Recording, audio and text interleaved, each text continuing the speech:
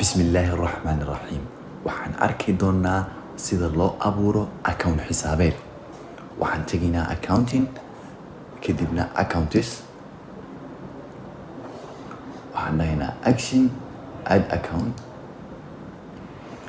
halkan waxaan dooranayaa type-ka account-kan aan sameynayo uu yahay hadduu yahay asset hadduu yahay bank hadduu yahay income statement hadduu yahay expense hadba account-ka type-ka uu yahay ayaad halkan ka dooranaysaa tusaale ahaan waxaan abuurayaa account bank baan abuurayaa halkan waxaan siinayaa numberka account-kan hadhow isticmaalayo tusaale ahaan waxaan siinayaa 1060 magaca waxaan u bixinayaa tusaale ahaan idahab halkan sub account waxaan dooran karaa haddii account-kan aan sameynayo uu yahay account hoos yimaada account kale tusaale ahaan idahab baan sameeyey مثلا waxay hoos timaadaa idahabkaygu dahabshiil banki oo kale hoos timaadaa waxaan dooran karaa dahabshiil banki hadhow labada account wuu is hoos keenaya iyo inta kale account aad rabto inaad hoos keento waad hoos keeni kartaa halkan waxaan dooranayaa open balance-ga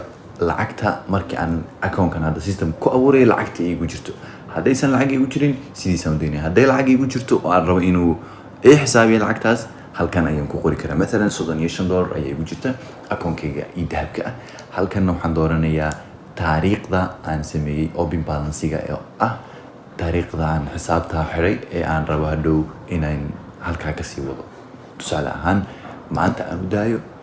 sidoo kale wuxuu systemka awood ku siinayaa in account-kan aan ku assign gareeyo xarun gooni ah oo systemkayga aan u isticmaalo tusaale ahaan 2 xarumood baan leeyahay muqdisho iyo hargeysa waxaan rabaa idahabkan aan iminka sameynayo inaan keliya u isticmaalo xarunta muqdisho waxaan dooran karaa halkan ayaan ka dooran karaa xarunta muqdisho oo keliya waxay usoo bixi doonaa ciddii markaa ka shaqeynaysa xarunta muqdisho oo lacagaha waxaa ku qaban kara xarunta muqdisho kaliya halkan waa optional waxaad ku qori kartaa account number-ka saxda ah ee uu bangiga leeyahay sidoo kale halkan waxaad ku qori kartaa faahfaahin haddii aad u baahan tahay in description aad raaciso account-kan aad abuurayso kadibna waxaan dhahayaa save and new haddii aan rabo inaan mid kala abuuro ama waxaan dhihi karaa save and close haddii aan rabo inaan iska xidho